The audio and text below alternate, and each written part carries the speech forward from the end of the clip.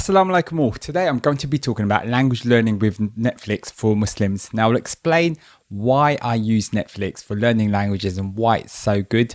And I've been using it for quite a while now. And I saw a recent video from a channel called Days and Words, which talks about language learning. And he had some extra tips that I've started using as well. And I'm going to go into them in today's video. So yeah, just want to say welcome on this channel. I share my journey learning languages as a Muslim. So why use Netflix to learn a language? Now, the main reason is you want to mix something fun with your learning language. And this is known as sort of temptation bundling. And it's something James Clear talks about in his book, Atomic Habits, which is a super popular, famous book. And and it's something that I've done a lot previously as well, where I've mixed something fun with something that I've had to sort of kind of do. And so, for example, whenever I work out, I usually sort of listen to a podcast or something like that, just to keep me kind of going and, try and listen to something fun and exciting. Or, I've done some painting and decorating before that I really didn't want to do. I had to sort of fix up some stuff. Then what I did was I mixed that with fast food and fizzy drinks and things like that. I'm a lot healthier now, so I don't sort of do that anymore. But just to give you an idea in terms of how everything sort of works. And one of the most important things with language learning is to keep it fun. I used to think that language learning has to be suffering and you just got to work your way through these hard books and stuff like that. But if I kind of stick on that process, then it just doesn't work for me and I would just give up. And that's what happened to me when I started learning Arabic 10 years ago. And I've learned a lot since then. And now it's just about keeping it as fun as possible. Because there are days where you're just going to be busy or something's going to come up. You just don't feel like doing the language learning. And it's just about keep going, just doing a little bit each day, even if it's just 1 minute. By making it fun, it just kind of increases the chances of doing that. And it's all about building it and building it and building it. So it just becomes, language learning is like a muscle. And, I've heard this kind of term used before. You just kind of keep building it, making it stronger. And then it does help and does make it a bit easier to learn the language. And watching Netflix to help you learn the language is a fantastic tool that you can just add to your toolkit of language learning. And one of the great things about Netflix is that it has many movies and shows in lots of different languages. I mean, they have all the typical ones such as French and Spanish, Italian, German and things like that. But they've also kind of invested in a lot of programs that are purely, only shown on Netflix that are from those countries as well. So in France, you've got Lupin. I know you've got Heist. Money Heist in Spain, and you've got other sort of programs like this, but they've also got other languages as well. Korean is really big. I'm sure a lot of people have seen Squid Game and things like that, but also Swedish programs. They've got Indian, they've got loads of Arabic different programs as well. So that's why it's another reason why it makes it such a fantastic tool to use with our language learning. So how do you use Netflix to learn the language? Now basically it's quite simple. The way that I've been doing it for a long time is just put on a TV show or movie that I really want to watch and just switch it into the French audio and the French subtitles because I'm learning French at the moment.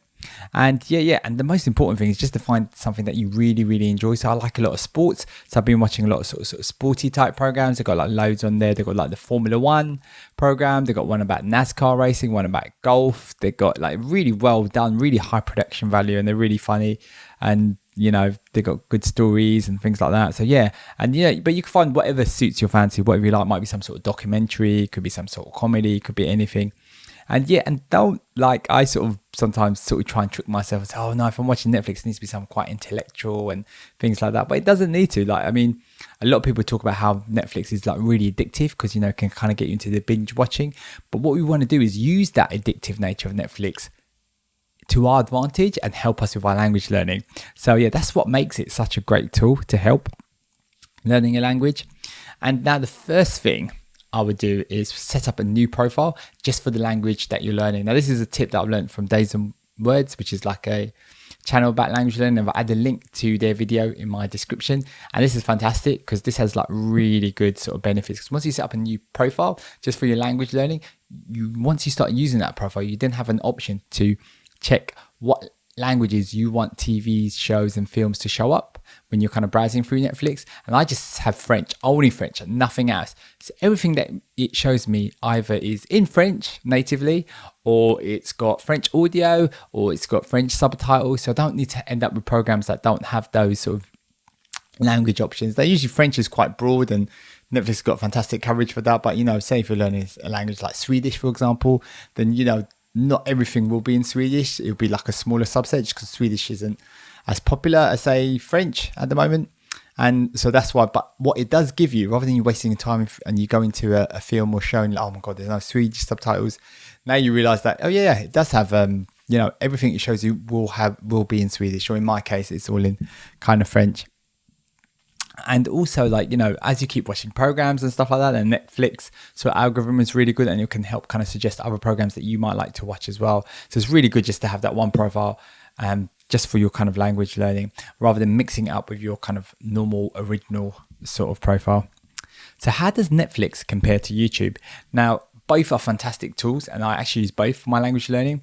And the thing with YouTube is, like, some videos people just upload, like for example, I upload this video and they don't necessarily add subtitles. So YouTube has to auto-generate those subtitles.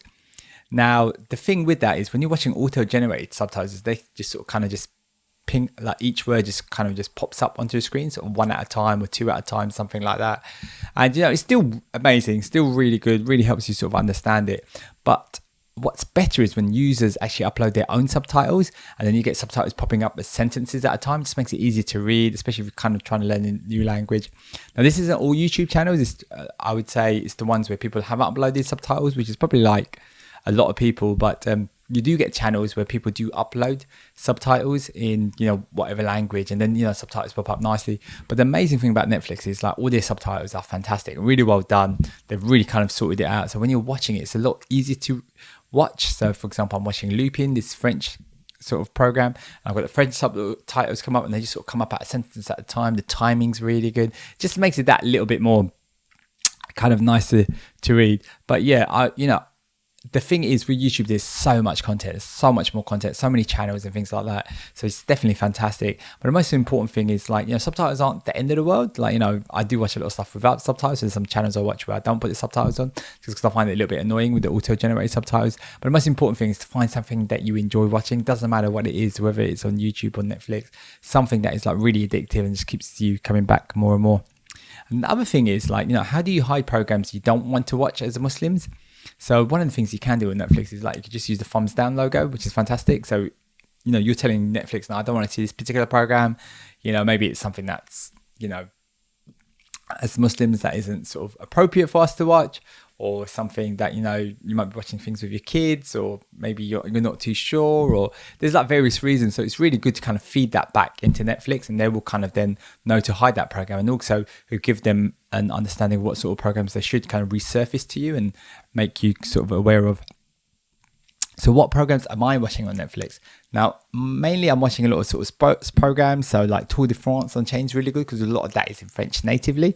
And, you get great scenery about France, and you kind of learn about Tour de France, like amazing, how it works and the athletes and what they do. And yeah, I really love watching stuff like that. There's also like a Formula One program. There's a new NASCAR program as well. I don't know much about NASCAR, so that might be an interesting one to watch. I'm also watching Lupin, which is like a French, sort of native show. It's quite interesting.